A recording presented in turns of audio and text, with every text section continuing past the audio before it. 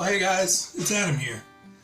Today I wanted to do a little quick video, real short, about the truck that got me into remote controls. I'm sure if you guys watched my last video, I mentioned that I was going to do this one, and there may have been a hint up here as to which truck I was going to talk about. But let's get it down off the shelf. I'll do a brief history of, how I fell in love with the truck and what it led to. So let's take it down and go over the truck real quick. Alright guys, we're back. So this is the Tamiya 2016 re-release of the Blackfoot F-150. Actually, I think it was F-100. Anyway, this is the truck that got me into RC. The original came out in 1986, and I think somewhere around 89, 90 is when I picked up my truck. And I think they ran this truck all the way to 93. But, so I bought this truck new. We didn't even have a hobby shop in our town. We actually had to go to, it was a TV repair shop. And the guy that worked there was able to order it for us. So we ordered the truck and the radio equipment and everything to get it built and ready to run. And I tell you, that was one of the coolest gifts I ever remember getting. Just being able to sit down and put this truck together and take it from a box of parts and plastic parts trees to being able to run it outside and bash it around the mud and the dirt and the muck. Oh, it was the best thing in the world. So obviously I'm reminiscing on my youth.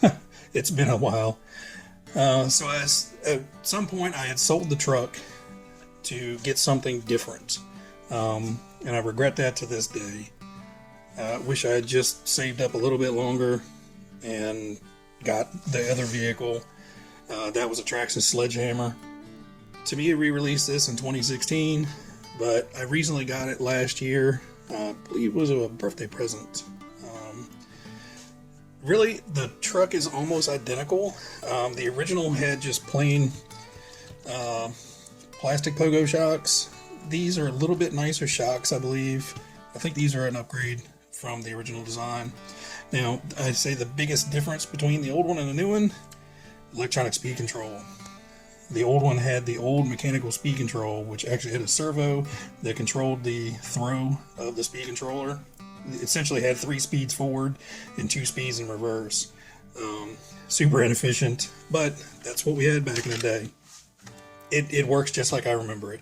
Hardly any front suspension, kind of a loosey-goosey, squishy rear suspension, but it's just a blast to drive. I've driven it once or twice now. I'm terrified to, put nasty gouges and stuff in the pristine body, so I pretty much left it as a shelf queen. This is my kind of reminiscing on my past.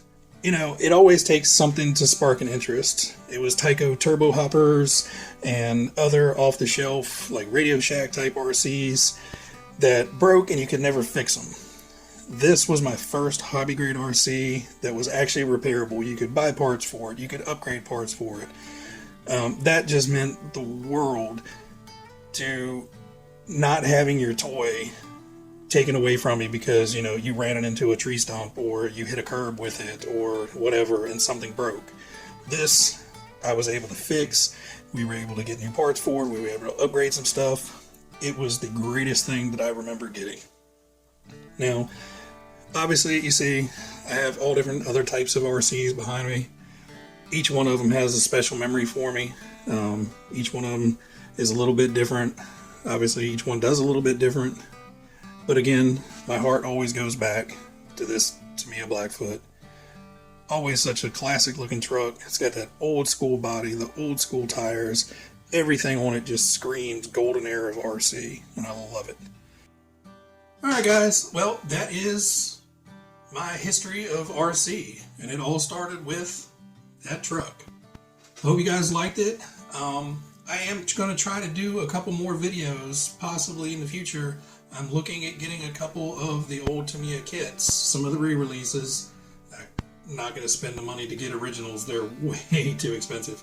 But I am thinking about getting a couple of the re-releases and building those up and having them on the channel. So let me know if you guys would be interested. I'm thinking maybe the Hornet, maybe one of the TTOB chassis.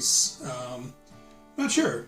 I never had any of those, and I think they would be fun to have as kind of both shelf queens and something to play with occasionally. So let me know what you guys think of maybe what I should get. Try to keep the price down. You guys have a great one, and I'll talk to you later. Bye.